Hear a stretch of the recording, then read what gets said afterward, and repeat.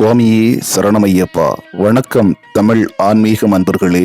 சபரிமலையில் ஐயப்பனை தரிசிப்பதற்காக செல்லுகின்ற பயணத்தில் மலையேற்றம் என்பது முக்கியமான ஒரு அம்சமாகும். மாலை அணிந்து விரதம் மேற்கொண்டு ஐயப்பனை தரிசிக்க வருகின்ற சாமிமார்கள் பம்பை நதியில் புனித நீராடிய பிறகு ஐயன் வீட்டிற்கும் சபரிமலை நோக்கிய தனது பயணத்தை தொடங்குகிறார். முதலில் பம்பை கணபதி கோவிலில் படிக்கட்டுகளில் ஏறி அங்குள்ள கணபதி, ராமர், ஹனுமான், பார்வதி மற்றும் நாகர் சன்னதிகளை வழிபட்டுவிட்டு பயணத்தை தொடங்குகிறார்கள். இந்த சன்னதிகளை கடந்த பிறகு ஒரு சிறிய அளவிலான மண்டபத்துக்குள் நுழைகிறார்கள். இந்த இடத்தில்தான் மலை ஏற தொடங்கும் பொழுதும் மலையிலிருந்து இறங்கி வந்த பின்பும் சிறிது நேரம் ஓய்வெடுக்கிறார்கள். இந்த ஓய்வு மண்டபத்தை கடந்தவுடன் சாய்வான ஒரு பாதையில் வழிநடத்தி செல்லப்படுகிறார்கள். மலையேற்றம் முழுவதற்குமே உள்ள ஒரே சாய்வான பாதை அல்லது இறங்கு தளம் இதுவாக மட்டுமே இருக்கும். இந்த இடத்தில் இளநீர் விற்கின்ற கடைகள் இருக்கின்றன. இந்த பகுதியை கடந்த பிறகு பாதை இரண்டாக பிரிகிறது. ஒன்று நீலிமலை, அப்பாச்சிமேடு மலைகள் வழியாக பாரம்பரியமாக செல்கின்ற பாதை, மற்றொன்று நீலிமலையின் சரிவுகள் வழியாக செல்கின்றது. இரண்டாவது பாதையானது சுப்பிரமணிய பாதை அல்லது சுவாமி ஐயப்பன் சாலை என்றும் அழைக்கப்படுகிறது. இந்த இரண்டாவது பாதையானது முந்தையதை காட்டிலும் சிறிது எளிமையானது. கடினமான மேடுகள் இல்லாமல் காடுகள் வழியாக இந்த பாதை செல்கிறது. இது சுவாமிமார்களுக்கு இயற்கையான நிழலை வழங்குகிறது. இந்த சாலையில் அதிகமான ஹேர்பின் வளைவுகள் உள்ளன. இந்த பாதையானது பெரும்பாலும் பம்பையிலிருந்து கோவிலுக்கு பொருட்களை கொண்டு செல்வதற்காக பயன்படுத்தப்படுகிறது. மேலும் டோலி மூலம் பயணிப்பவர்களும் இதை பயன்படுத்துகின்றனர். வழக்கமாக செல்லும் பாரம்பரிய பாதையை விட இது 1.5 முதல் 2 கிலோமீட்டர் நீளம் அதிகம் உள்ளது. இதனால் பெரும்பாலான சுவாமிமார்கள் மலையேறி செல்வதற்கு அப்பாச்சிமேடு பாதையையும் மலை இறங்கும் பொழுது சுவாமி ஐயப்பன் சாலையையும் பயன்படுத்துகிறார்கள். பாரம்பரிய பாதையானது வரலாற்று முக்கியத்துவம் வாய்ந்ததாக உள்ளது. இந்த பாரம்பரிய பாதையில் முன்னோக்கி செல்கின்ற பொழுது மலைகளின் அடிவாரத்தை அடையலாம். இந்த இடத்தில் சுவாமிமார்கள் தங்களுடைய மேல் நோக்கிய பயணத்தின் தொடக்கத்தை குறிப்பதற்காக கற்பூரம் ஏற்றி வழிபடுகிறார்கள். பம்பையிலிருந்து சபரிமலைக்கு பக்தர்கள் செல்ல வேண்டிய முதல் மலை இதுவாகும். இந்த மலையானது நீலிமலை என்று அழைக்கப்படுகிறது. நீலிமலை என்பது கடல் மட்டத்திலிருந்து சுமார் 4000 அடி உயரத்தில் அமைந்துள்ள ஒரு பெரிய மலை. இது நீலி பெருமலை என்றும் அழைக்கப்படுகிறது. இந்த சொற்றொடரானது இந்த மலையின் உண்மையான வலிமையை குறிக்கின்றது. ஒரு நீளமான பாதுகாப்பான பாதை இந்த இடத்தில் சுவாமிமார்களை வரவேற்கின்றது. இந்த பாதையில் ஏறும் பொழுது முதல் 2-3 நிமிடங்கள் சமாளிக்க கூடியதாக இருக்கிறது. 200 மீட்டர் பகுதிக்கு ஏறிய பிறகு நீலிமலை அதன் உண்மையான ரூபத்தை காட்டுகிறது. முதல் முறையாக சபரிமலைக்கு பயணிக்கின்ற ஒரு யாத்ரீகர் நீலிமலையின் செங்குத்தான தன்மை மற்றும் வலிமையை கண்டு வியப்படைவார். மலையின் ஏற்றமானது நிமிடத்துக்கு நிமிடம் அதிகரித்து கொண்டே செல்கிறது. சில இடங்களில் சாய்வானது 60 டிகிரிக்கும் அதிகமாக இருக்கின்றது. இந்த மலையில் சுவாமிமார்கள் நிதானமாக, அவசரப்படாமல், அதிக ஓய்வு எடுக்காமல் மெதுவாக நகர்ந்து செல்வது சிறப்பானதாக இருக்கும். பக்கவாட்டில் நிறுவப்பட்டிருக்கின்ற இரும்பு தடுப்புகள் மிகவும் செங்குத்தான சாய்விலிருந்து சிறிது ஓய்வை அளிக்கின்றன. சுமார் 1.5 முதல் 2 கிலோமீட்டர் தூரம் பயணம் செய்த பிறகு நீலிமலையின் மருத்துவ மையத்தை அடையலாம். இந்த இடத்தில் இதய நோய், நீரிழிவு நோய் உள்ள பக்தர்களுக்கு அவசர மருந்துகள் மற்றும் சிகிச்சைகள் அளிக்கப்படுகின்றன. சுவாமிமார்கள் அமர்ந்து ஓய்வெடுப்பதற்காக பெஞ்சுகளுடன் கூடிய ஓய்வு இடங்கள் உள்ளன. ஐயப்ப சேவா சங்கத்தினரால் வழங்கப்படுகின்ற மூலிகை கலந்த குடிநீர் இந்த இடங்களில் கிடைக்கின்றது. வெதுவெதுப்பான இந்த நீரை குடிப்பது மனதிற்கும் உடலிற்கும் புத்துணர்ச்சி தருகின்ற ஒரு அனுபவமாகும். மலையேற்றம் தொடங்கும் பொழுதே குறைந்தபட்சம் 1 லிட்டர் அளவிற்கான தண்ணீரையாவது சுவாமிமார்கள் உடன் எடுத்துச் செல்வது சிறப்பானதாக இருக்கும். அந்த பகுதியை கடந்து செல்லும் பொழுது ஐயப்பனை தரிசிப்பதற்கான கடினமான மலை ஏறுதல் என்பது இன்னும் முடிவடையவில்லை என்பது புலனாகின்றது. அடுத்து செல்கின்ற பாதைகள் முன்பு இருந்ததை விட சவாலானதாக மாறுகின்றன. இதுவரை இருந்த சிமெண்ட் சாலை என்பது இப்பொழுது ஒழுங்கற்ற பாறைகளின் நிலப்பரப்பாக மாறுகின்றது. சுவாமிமார்கள் வழுக்காமல் ஏறுவதற்காக பாறைகளில் ஆங்காங்கே வெட்டுகள் வைக்கப்பட்டுள்ளன. மழைப்பொழிவு இருந்தால் இந்த பாறைகள் வழுக்குகின்ற தன்மை உடையனவாக உள்ளன.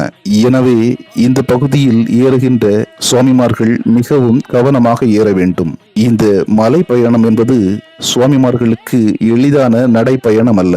தங்கள் மன வலிமையை உறுதியாக்கி கொள்ள அவ்வப்பொழுது சரண கோஷங்களை தொடர்ந்து பாடி வருகிறார்கள். நல்ல உறுதியான உடல் கட்டுடனும் மன உறுதியுடன் இருக்கின்ற சுவாமிமார்கள் கூட முதல் 1 மணி நேரம் கடந்த பிறகு சிறிது சோர்வை உணர்கிறார்கள். நீலிமலையை பற்றிய ஒரு நல்ல விஷயம் என்னவென்றால் அது கீழிருந்து மேல் வரை 8 வளைவுகளை கொண்டுள்ளது. எனவே முதல் முறையாக ஒருவருக்கு இந்த பாதையை பார்த்து மலையின் உண்மையான நிலையை மதிப்பிட முடியாது. இந்த மலையின் அழகு என்னவென்றால் நீங்கள் ஒவ்வொரு முறை இந்த மலையில் ஏறும் பொழுதும் புதிய சவால்களையும் புதிய அனுபவங்களையும் நிச்சயமாக பெறுவீர்கள்.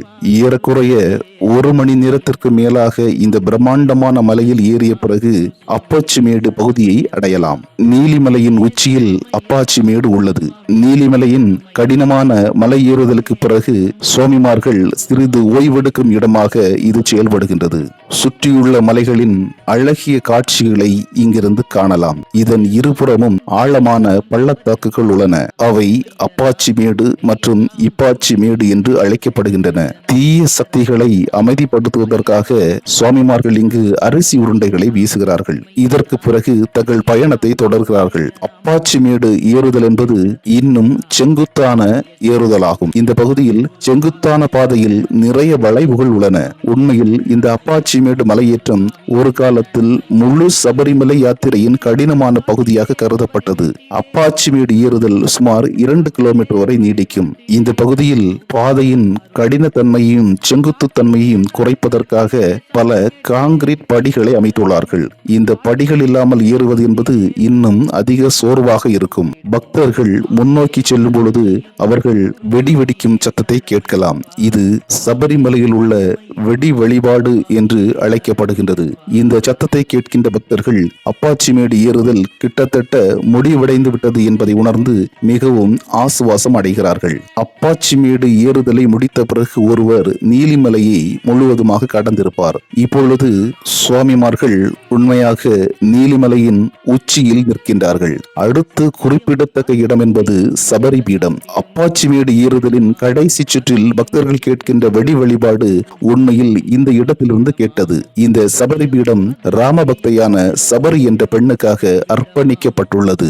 மேலும் அவரது பெயரால் இந்த மலைக்கு சபரிமலை என்று பெயரிடப்பட்டுள்ளது. சபரி பீடம் என்பது உள்ளே ஒரு தட்டையான பாறை கொண்ட ஒரு சிறிய சன்னதி மட்டுமே. இப்பொழுது மலையேற்றத்தின் சவாலான பகுதிகள் முழுமையாக நிறைவடைந்து விட்டன. சபரி பீடத்திற்கு பிறகு வரும் பகுதி நீலிமலை முடிந்து சபரிமலை தொடங்குகின்ற இடமாகும். சபரி பீடத்திற்கு பிறகு பக்தர்கள் மரக்கூடம் என்ற இடத்திற்கு நிதானமாக நடந்து செல்லலாம். இந்த இடத்தில் சுவாமிமார்களின் தேவைகளை பூர்த்தி செய்வதற்காக ஏராளமான சிறிய கடைகள் மற்றும் உணவகங்கள் உள்ளன. புனித மலைக்கு செல்லும் 2 பாதைகளும் சந்திக்கின்ற இடமும் இதுதான். இந்த இடத்தில் சுப்பிரமணிய பாதையானது சந்திக்கின்றது. மரக்கூட்டத்திற்கு பிறகு மீண்டும் பாதையில் 2 பிரிவுகள் உள்ளன.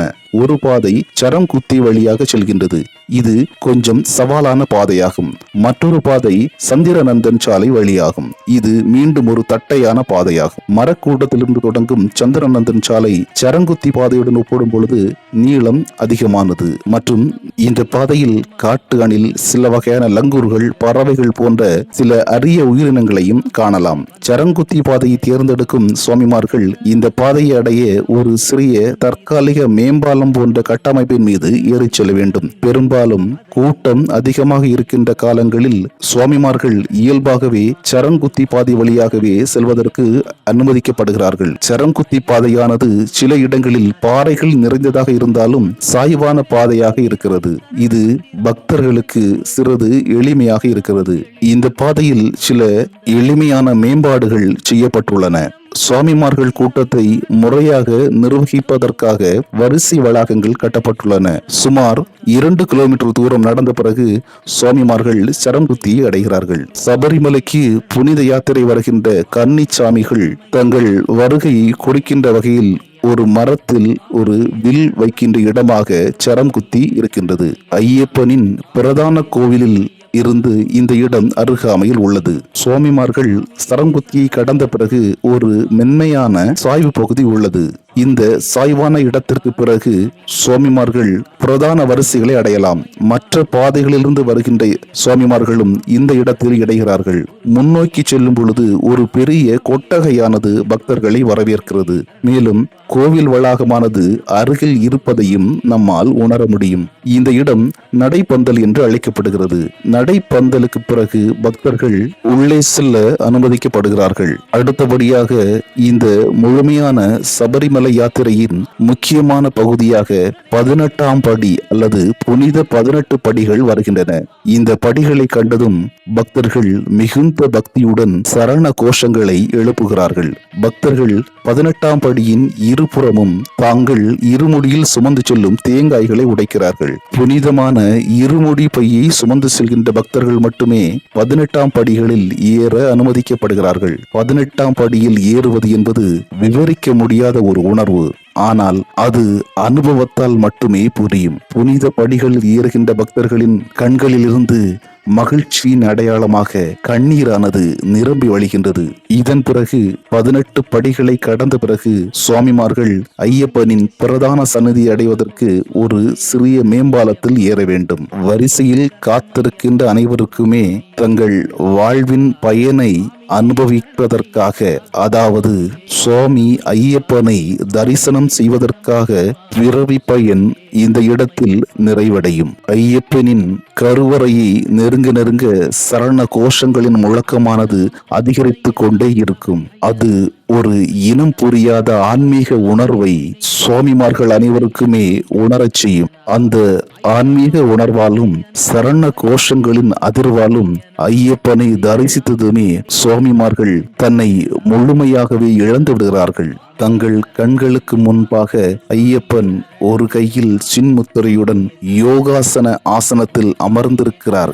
இந்த தெய்வீக தோற்றத்தை ஒரு முறை பார்த்த பிறகுதான் அந்த முழு இடத்தின் தெய்வீக தன்மையானது எவ்வளவு சக்தி வாய்ந்தது என்பது உணரப்படுகிறது. அந்த கணத்தில் எல்லாருக்கும் தங்கள் உள்ளத்துக்குள் உள்ள தன் முனைப்பானது தன்னை அறியாமல் வெளிப்பட்டு செல்கின்றது.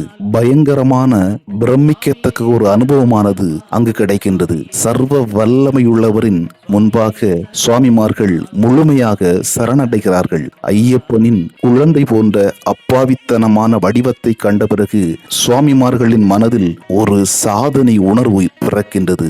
எல்லாவற்றிற்கு மேலாக விரத காலத்திலும் மலையேற்றத்தினும் போதும் சந்தித்த அனைத்து சவால்களும் அனைத்து சிரமங்களும் அவரது தரிசனத்தை பெற்ற பின்பு அனைத்துமே ஒரு சவாலாகவோ சிரமமாகவோ பிரச்சனையாகவோ தோன்றுவதில்லை. அனைத்து கஷ்டங்களும் மறந்து விடுகின்றன. சபரிமலையில் ஐயப்பனின் சன்னதி என்பது முதன்மையானதாக இருந்தாலும் கோயில் வளாகத்திற்குள் கன்னிமூல கணபதி, கொச்சு கடுத்த சுவாமி, வலிய கடுத்த சுவாமி, வாவர் மற்றும் நாகர் ஆகியோரின் சன்னதிகளும் உள்ளன. பிரதான ஐயப்பன் சன்னதியின் வெளியேறும் இடத்தில் உள்ள ஒரு மேம்பாலம் வழியாக மாளிகைபுரத்தம்மா சன்னதியை அடையலாம். பக்தர்கள் சபரிமலையில் இரவை கழிக்க தேர்வு செய்யலாம் அல்லது அதே நாளில் அடிவாரத்திற்கு நடந்து செல்லலாம். பெரும்பாலான சுவாமிமார்கள் இரவில் தங்க விரும்புகிறார்கள். ஏனெனில் அவர்கள் காலையில் மட்டுமே ஐயப்பனுக்கு நெய்யாபிஷேகம் செய்வார்கள். சபரிமலை யாத்திரையுடன் தொடர்புடைய நெய்யாபிஷேகம் என்பது மிகவும் தனித்துவமான ஒரு வழிபாடாகும்.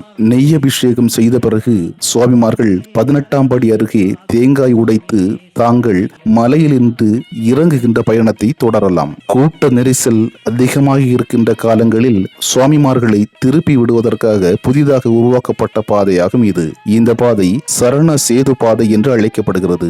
இது சந்திரானந்தன் சாலையில் ஒரு பகுதியில் இணைக்கின்றது. இது அதிகமே சாய்வான பாதையாகும்.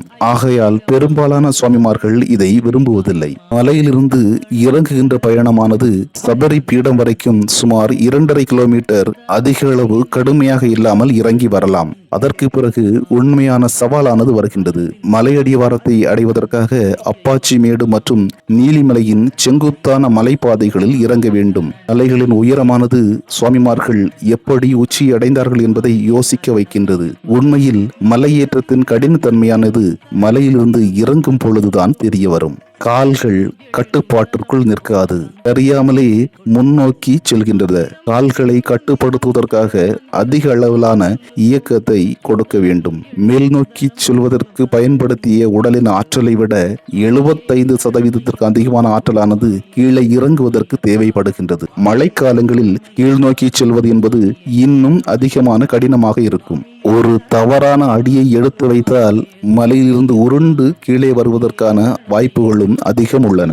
சுவாமி ஐயப்பன் பாதையின் வழியாக மலை இறக்கம் என்பது சிறிது எளிதானதாக இருக்கும். இது ஒப்பீட்டளவில் தட்டையான சாய்வுடன் கூடிய காடுகள் வழியாக மகிழ்ச்சியான வகையில் இறங்குகின்ற ஒரு பாதையாக உள்ளது. இந்த பாதையில் இயற்கையுடன் இணைந்த நிதானமான வேகத்தில் இறங்கி வரும் பொழுது கீழ் நோக்கிய பயணம் என்பது சராசரியாக 1.5 மணி நேரம் முதல் 2 மணி நேரம் வரை ஆகலாம். நீலிமலையின் அடிவாரத்தில் உள்ள மின் மாற்றியை கண்டதும் சுவாமிமார்கள் மகிழ்ச்சி அடைகிறார்கள். ஏனெனில் அது மலையேற்றத்தின் முடிவை குறிக்கின்றது. அதன் பின்பாக பம்பையை அடைந்து மன நிறைவுடனும் நிறைய ஐயப்பனை குறித்த நினைவுகளுடனும் சுவாமிமார்கள் அனைவரும் வீடுகளுக்கு திரும்புகிறார்கள். உண்மையில் தங்கள் வாழ்க்கையின் முக்கியமான ஒரு பகுதியை, ஒரு ஆன்மீக அனுபவத்தை இந்த பயணமானது அவர்களுக்கு நிச்சயமாக கொடுத்திருக்கும். தங்கள் வாழ்நாள் முழுவதுமே அகந்தையை அகற்றி மன நிறைவுடன் இறை சிந்தனையுடன் தங்களுடைய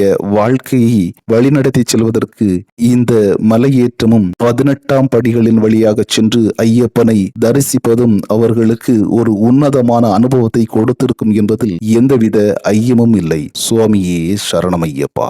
நன்றி.